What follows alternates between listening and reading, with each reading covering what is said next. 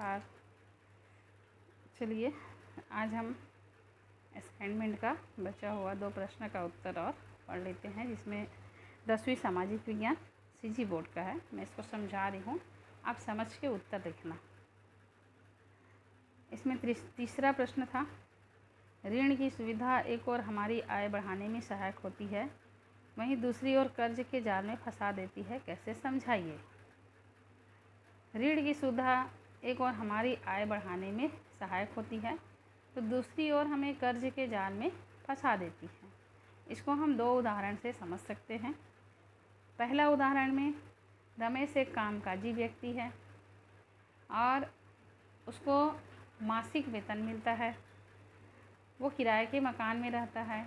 वो अपने लिए घर बनवाना चाहता है, लेकिन उसके पास इतनी आमदनी नहीं है कि वो एक बार में इकट्ठा 7 लाख 8 लाख या 10 लाख तक खर्च कर सके, क्योंकि मकान बनाने के लिए एक मुश्त राशि की ज़रूरत पड़ती है। तब रमेश क्या करता है, बैंक से ऋण लेता है। बैंक से जब वो ऋण लेता है तो मासिक उसका जो भी 5,000 10,000 जितना भी उसका किस्ती बांध के काट दिया जाता है। उसके वेतन में से ही हर महीना 5 साल 10 साल के लिए वो लिया रहता है। 10 साल के जैसे हम उदाहरण लेते हैं तो 10 साल के लिए वो ऋण लिया रहता है।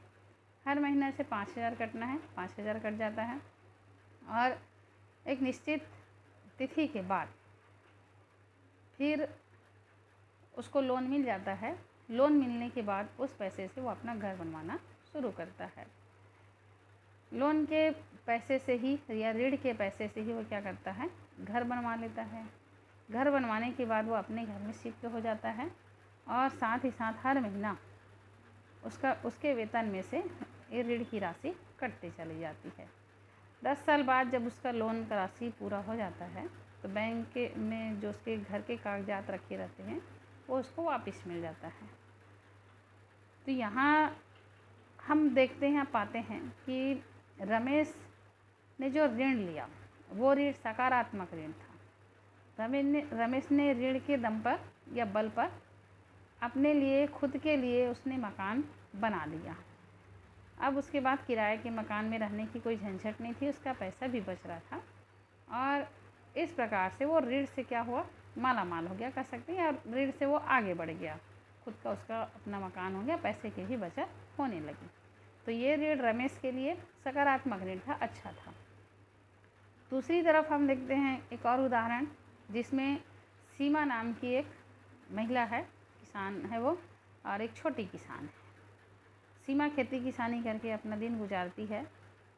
खेती किसानी करने के लिए, खेती करने के लिए वो ऋण लेती हैं, इस उम्मीद पर कि फसल अच्छा होगा तो मैं इस ऋण की अदायगी कर दूँगी।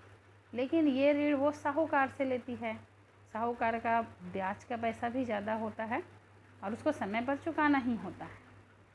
यदि नहीं देगी तो साहूकार लोग चक्रवृद्धि ब्याज भी जोड़ते हैं, ज़्यादा ले लेते हैं।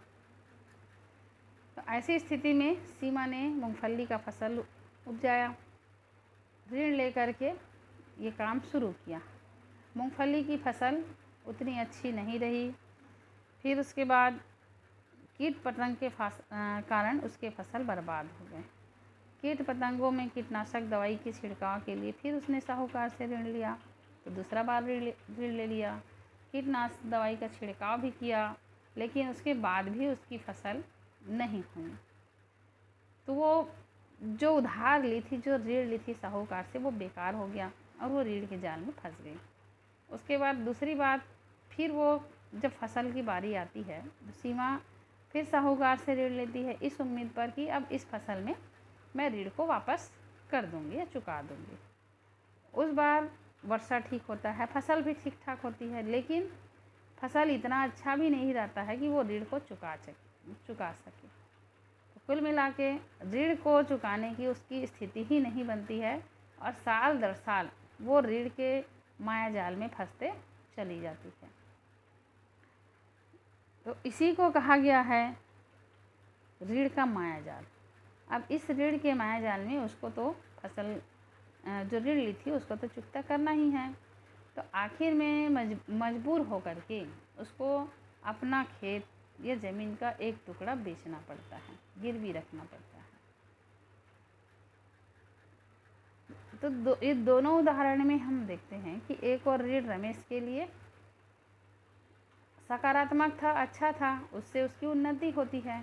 और दूसरी ओर हम सीमा जैसी छोटी किसान को देखते हैं कि वो जो साहूकार से ऋण ली है तो उस ऋण के दलदल में वो लगातार फंसते चली गई, कर्ज का जाल बोलते हैं उसको फंसते चली गई और अंत में उसका परिणाम उसको अपनी ज़मीन को बेचकर चुकाने से मिलता है। ये तो है इस प्रश्न का उत्तर। और अगला प्रश्न है, मुद्रा किसे कहते हैं? मुद्रा के लिए मापन का आधार क्या होना चाहिए?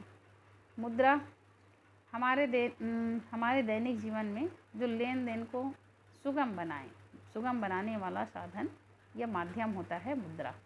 मुद्रा भुगतान का आधार होती है। वित्तीय लेन देन से वस्तु की या सेवा की कीमत चुकाने के लिए मुद्रा का प्रयोग होता है।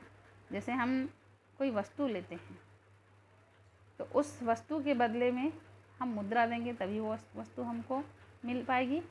क्या किसी से हम सेवा करवा रहे हैं तो उस सेवा के बदले हम उसको एक निश्चित मुद्रा देंगे, वो मुद्रा कहलाती है। संक्षेप में वित्तीय लेन देन में स्वीकार और जिस पर उसका मूल्य या सेवा की कीमत अंकित हो तो उसे मुद्रा कहते हैं। उदाहरण, यदि हमने कोई सामान 100 रुपये का ख़रीदा है तो 100 रुपये का मुद्रा जिस पर अंकित होगा वही 100 का नोट ही हम उस सामान को लेने के बदले में देंगे। यदि 10 रुपया के लिए हैं तो 10 रुपया देंगे।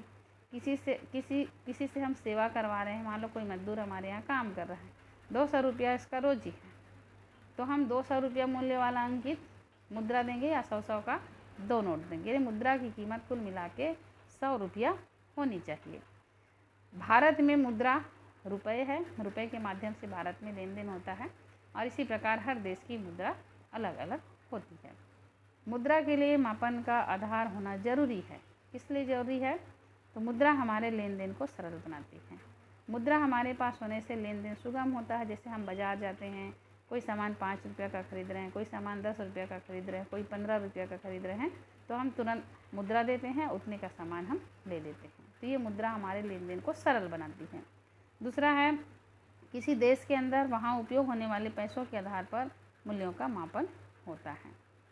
हर देश में उपयोग होने वाले पैसे के आधार पर मुद्रा का मापन होता है। हर देश की मुद्रा अलग अलग होती है और वहाँ जिस पैसे जिस रुपये का उपयोग होता है उस हिसाब से वहाँ की मापन होती है।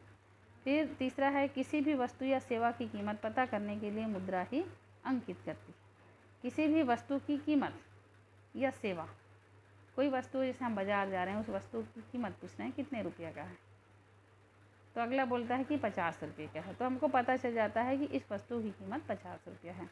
किसी से हम काम करवा रहे हैं, हम उससे पूछते हैं कि काम करोगे तो बदले में सेवा की कीमत कितनी होगी तुम्हारी, वो बोलेगा 200 रुपया। तो हमको पता चलता है कि हाँ, एक दिन के सेवा का कीमत उसका 200 रुपया है। तो किसी भी वस्तु या सेवा की कीमत पता करने के लिए मुद्रा ही अंकित होती है। फिर चौथा है, मुद्रा का उपयोग कर कोई भी व्यक्ति भिन्न भिन्न या तरह तरह की वस्तु खरीद सकता है। दैनिक जीवन में हमारी जो आवश्यकताएं होती हैं, इन आवश्यकताओं के लिए हम अलग अलग मुद्रा से उस वस्तु को खरीद सकते हैं। इससे पहले से बताई, कोई वस्तु 10 रुपया है, कोई 20 रुपया है, कोई 30 रुपया है, कोई 1000 है, कोई 10,000 है।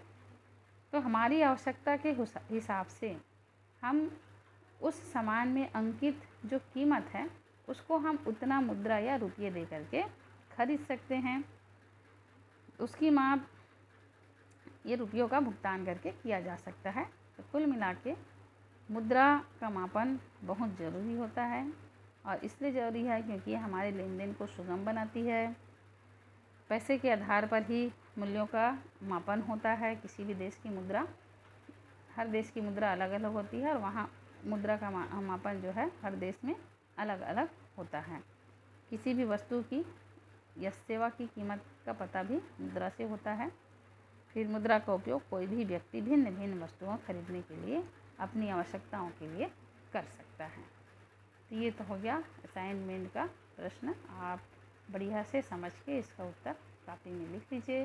बोर्ड में भी आने लायक प्रश्न है। और आज के इस वीडियो में इतना ही, बाकी हम फिर मिलेंगे अगले वीडियो में।